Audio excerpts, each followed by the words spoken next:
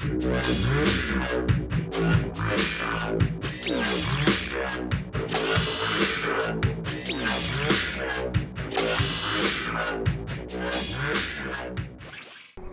guys, Matt Allen here. Welcome back to Tacticalbassin. Out on beautiful Clearlake again today.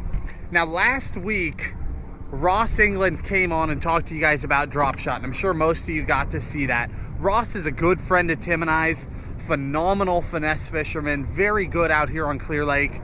We really appreciate him coming on and doing that. He gave you guys some awesome information, but in that video, we didn't actually get a chance to go out and fish. So Tim and I put our heads together. We decided we were gonna go out and do some drop shot fishing. Now, I'm not sitting here saying I'm as good as Ross is at drop shotting. I'm not, but I can definitely catch some fish.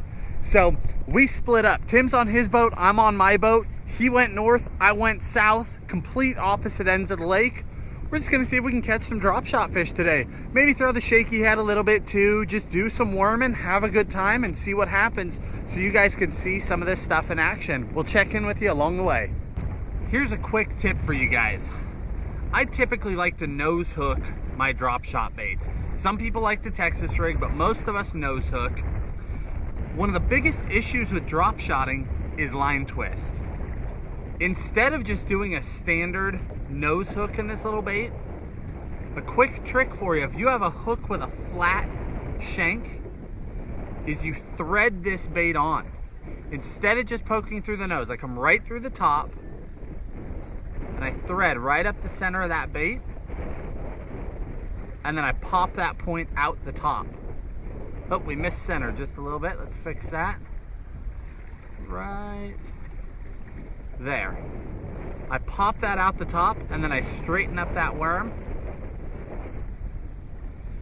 See how that's sitting on there? So now it's threaded on. The hook is actually inside that worm. And when I get that truly straight right there, now that it's straight, when I go to work this bait, I've eliminated line twist. You don't need a swivel. You don't need your line spinning around. When you rig them this way, that line twist is gone. That worm doesn't go around in a circle. Now it wears out pretty quickly, and typically once it starts to wear out, I do just nose hook it. But I always start them off this way because during the course of the day, it's going to eliminate the vast majority of that twist and save me a lot of frustration.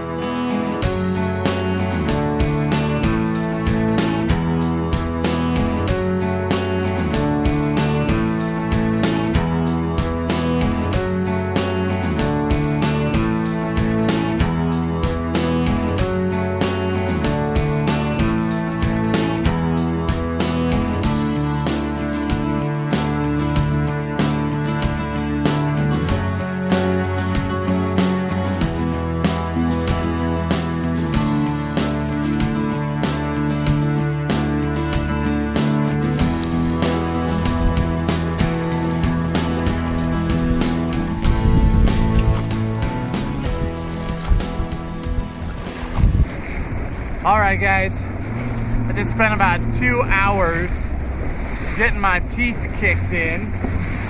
Cannot buy a drop shot bite. It's rough conditions. Post frontal, heavy wind at this end of the lake. Now, Clearlake is a big lake, a long fishery. I think a lot of people that come out here are surprised how big it really is. So Tim's clear up at the other end of the lake right now. I'm praying that he is having a much better time than we are.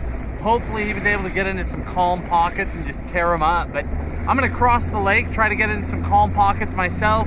We'll see if we can't salvage this, still catch some fish. I'll check in with you in a little bit.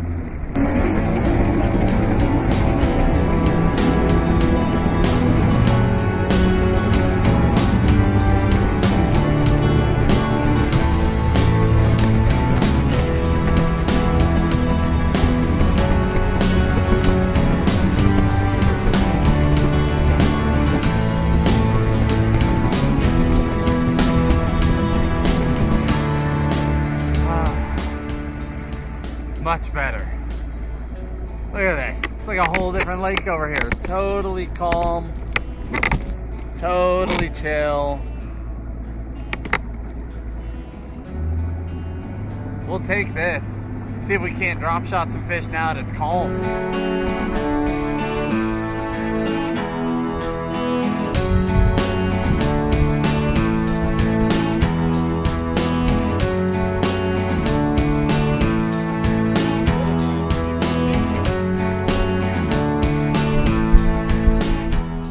We just drove all the way across the lake. I want to say that was like my third or fourth cast. He's just a little guy, but he's getting us started. And he just clued me into something important. As he jumped on the side of the boat, he spit out a live shad. It was still live. So that tells me there's a ton of bait in this area. That is a good thing. See if we can't get some more.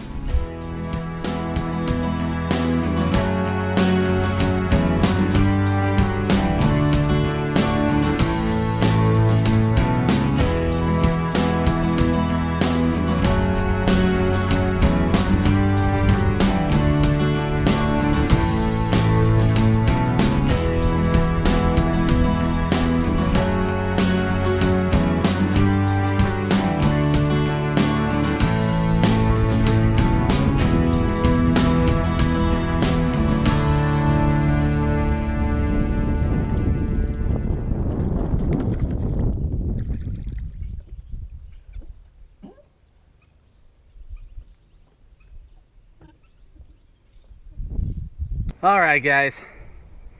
I'm sure you're as tired of watching me take a beating as I am of taking one. We've caught 3 little fish. It's a grind out here. Hopefully, you know, Tim's at the other end of the lake. Like I said before, this is a big lake. Conditions can be night and day different. So let's call Tim. Hopefully he's getting them. We'll see what happens. Tim, call. Speaker. Let's see what's going on.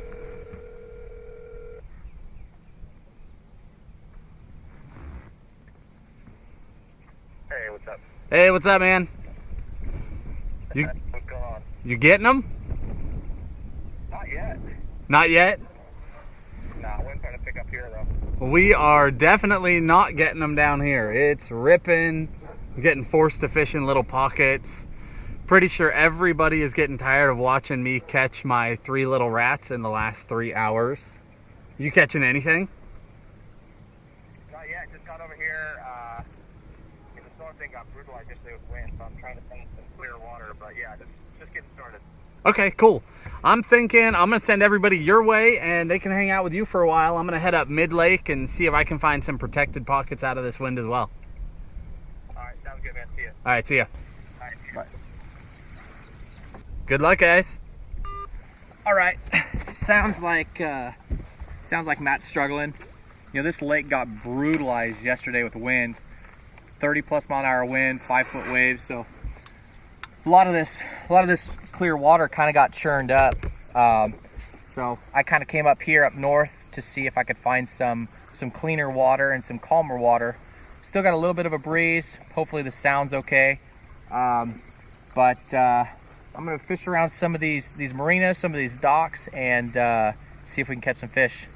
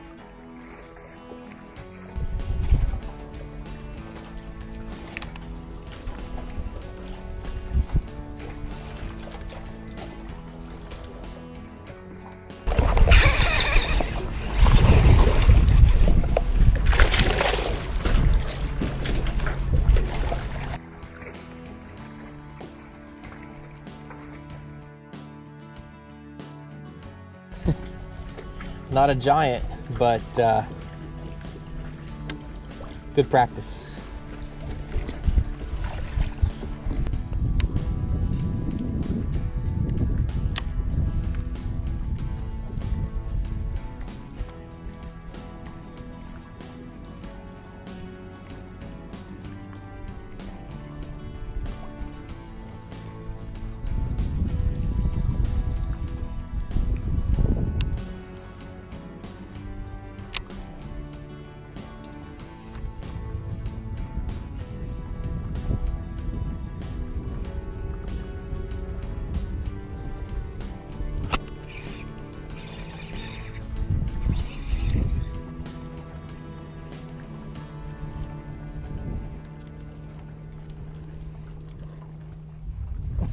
It's not a bass, but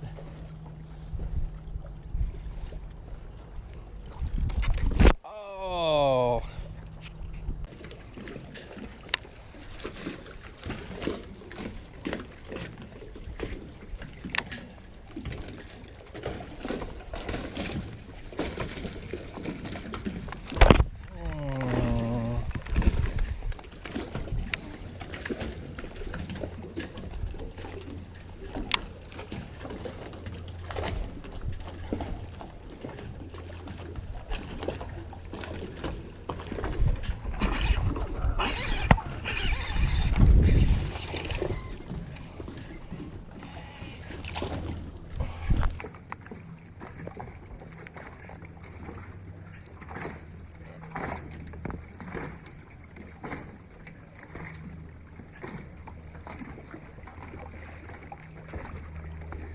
So this fish, I threw back in there right after I got bit.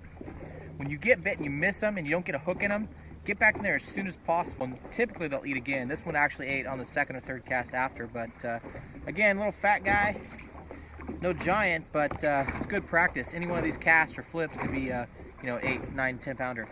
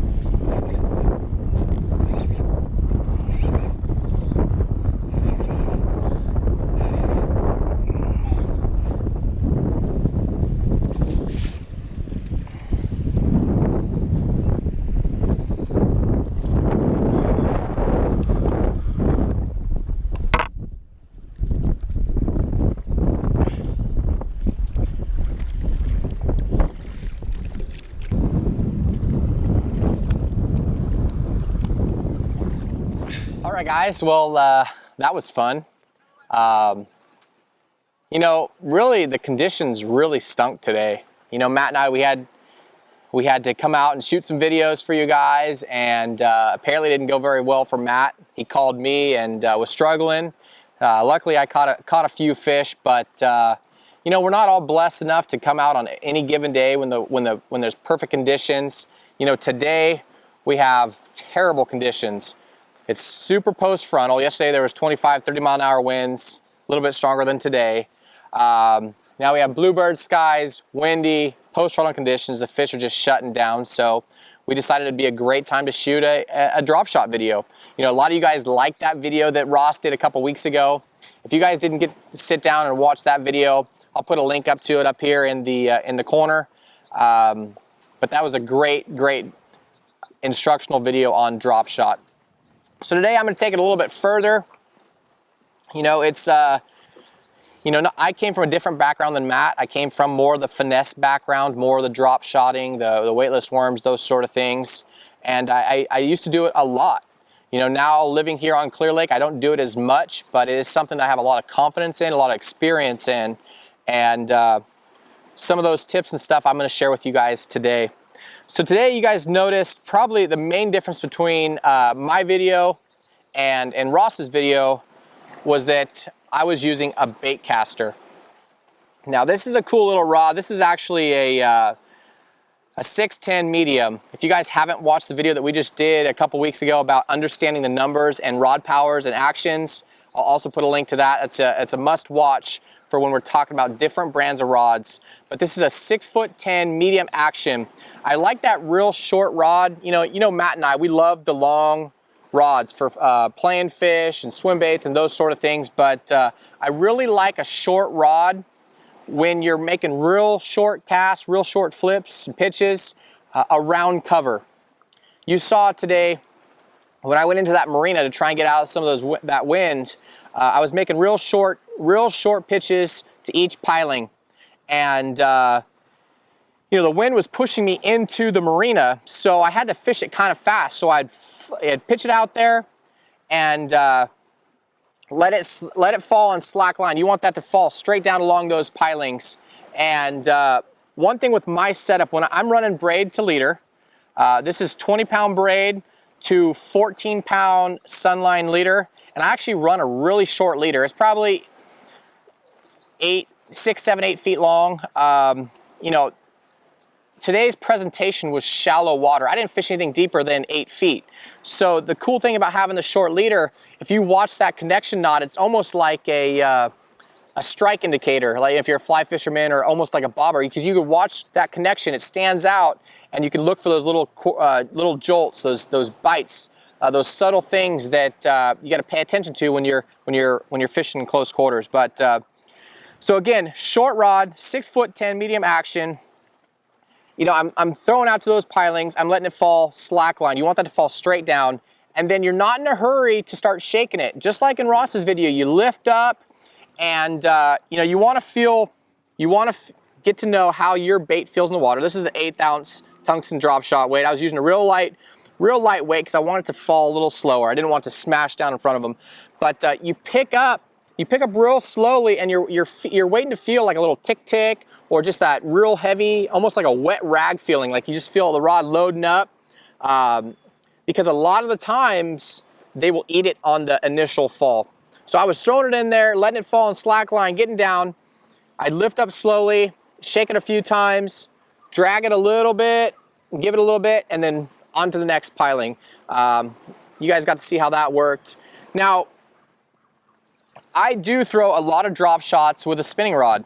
Now, this setup that I was throwing today, I actually had it Texas rigged. See that right there? I got, like I said, 14-pound fluorocarbon line. This is a 1/0 trocar hook. Owner also makes a really cool drop shot hook for Texas rigging. Just like every video, we'll put the links down to all the gear, everything we use down in the video description to go right to Tackle Warehouse, save you guys some time. But 1/0 trocar hook and a skin hook it so it's weedless. So I use this technique when I'm fishing a little bit more thicker cover around pilings, through tules, around grass, those sort of things. I run that Texas rig so it's weedless. You know, if I'm throwing an exposed hook, a mosquito hook, around all that stuff, I'm gonna be hung up all the time. And you really wanna be efficient. You know, I was out here today for a few hours. you got to make the best of your time. You know, you want to fish efficiently. So if every second cast you're getting hung up or you're picking grass off it, it's not going to work. So when I'm fishing around that sort of thing, I always run a Texas rig. Now, getting to the exposed hook, just like in Ross's video, I will run a mosquito hook. That's an owner, 1/2-inch robo worm, and a little bit longer leader. You saw in the video that I shot today, I would switch between the rods. Primarily today, I use the bait caster. But if I'm fishing open water, if I'm not fishing a target, or I'm fishing a reservoir, fishing a long rock or long point, and I'm dragging, absolutely I will go 99.9% of the time. I will go with the spinning rod. I will go with the longer rod. This rod right here is a 7.4 3-power, so quite a bit longer than the 610. Same action. But if I'm fishing reservoirs and long points, throw it out there and I'm just kind of dragging it, just like a Carolina rig. And when those fish hit it, you know, it's got that exposed point. You don't really have to set the hook. Whereas when you're fishing through cover, you got that bait skin hooked, Texas rigged. You got to kind of jack them a little bit. But you guys saw today when I was fishing that marina, that sailboat harbor, most of the time around the pillars, I was pitching out that Texas rig drop shot. When I got to the mouth, you saw I caught one on that. I actually switched to the exposed hook because there's no grass in that channel, and I was throwing it out there and dragging on the bottom. There wasn't a lot of fish activity today. I didn't see any bait. The graph was a ghost town. Again, it's post-frontal conditions, but hopefully that shed a little bit of light on how you can switch up between different drop shots. You know, you can throw it on a Texas rig bait caster. You can throw it on an exposed hook spinning rod. Some more tips. You know, one of the main reasons I went with the bait caster today is you saw how efficient I was. Just a lot of times you can just do it with one hand. You know, you pitch out, engage the reel with your middle finger, and you can actually fish it, eat a sandwich, what have you. But you just make a lot more casts. You're a lot more accurate, and you know, the rod's in your hand. You can set right there. If you're dealing with the spinning rod all day, it's just a lot slower presentation. You know, you're flipping the bail, flipping it out, closing the bail, checking your drag. Make sure you guys are doing that too. If you guys are using a spinning rod, make sure you get in the habit of casting out, flipping the bail over with your hand manually. Don't engage it with the reel because that puts a twist. And every time you do that, that puts a twist in your line, and you're gonna have some real bad line twist issues. But again, those are the two different presentations, the different baits that I used today, depending on the water clarity. You know, I told you yesterday it was, really windy. It murked up that water quite a bit. In that dirtier water, I would throw like a darker color worm. These are all 6-inch fat robo worms. This is Orange Crusher. I also use Watermelon Magic. In that clear water, I switched to, this is Morning Dawn. I like to go with a more iridescent worm in the clear water. Another great worm in clear water. This is the 4.5-inch fat robo worm. This is Aaron's Pro Shad. Great color, fishing finesse on reservoirs, those sort of things. That's a great color to match the hatch for the shad. But again, guys, two different presentations. You know, there's not a right and a wrong way. Caught a few different fish. Nothing great, but it was tough conditions. You know, we did catch a handful of fish, and anytime you can go out on the water and catch fish, it's a great time. But water definitely got a little rough. It turned into like the ocean out there, and it was time to get off the water. You know, there's boats running around everywhere.